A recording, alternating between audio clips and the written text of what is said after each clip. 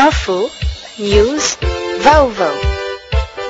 Info, news, vaovao. Info, news, vaovao. Manatitra ny araba finaritra hatrany ho antsika rehetra mpanaraka tsy tapaka ny Le Cœur la Voix de Madagascar, tvmantab.com sy radiomantab.com. Nizotra araka ny tokony ho izy ireo fotoana rehetra nandritra ny fivoriana tsy ara-potoana natao teny amin'ny anteny miram-pirenena teny Tsimbazaza teny. Atao ny nanaovana ny teti-bola fantsiana mandritra ny taona 2024. Ny teti-bola arabaritra ny fifamezivezena eo amin'ny resaka zotrana habakabaka, ary ny farany teo dia nanaovana ny fifidianana ireo solitena roa izay solitena ny anteny miram-pirenena eny anivon'ny ACC eny.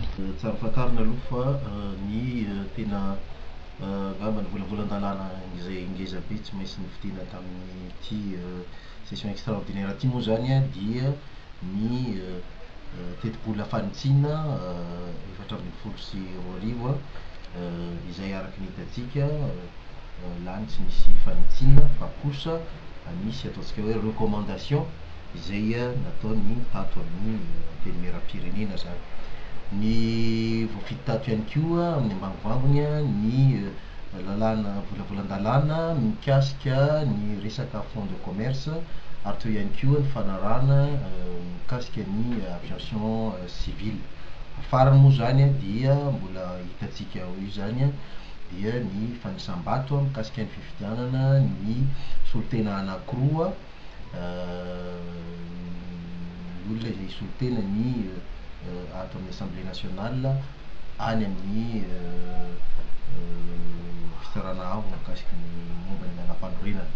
Zay moa zany mbola ho hitantsika rehefa avy eo moa zany ny valin'io izay fifidianana nisy latsaka 7 fa ray moa zany no tsy tonga ka dia 7 zany no candidat izay hitantsika eo. Ny HCC zany dia ataontsika hoe mpanelanelana aloha izy eo amin'ny institution anankiroa, ray zay de faharoa arak'izay hoe mahasolitena azy zay dia mitondra ihany koa ny feo ny anteny miram-pirenena any amin'ny HCC, ary fahatelo lehibe angambany dia izy ihany koa no mitondra zay fomba fijery avy aty ary manafaingana raha arak'izay azo atao ireo ny étude de constitutionnalité ny volavolan-dalàna izay lany ato amin'ny anteny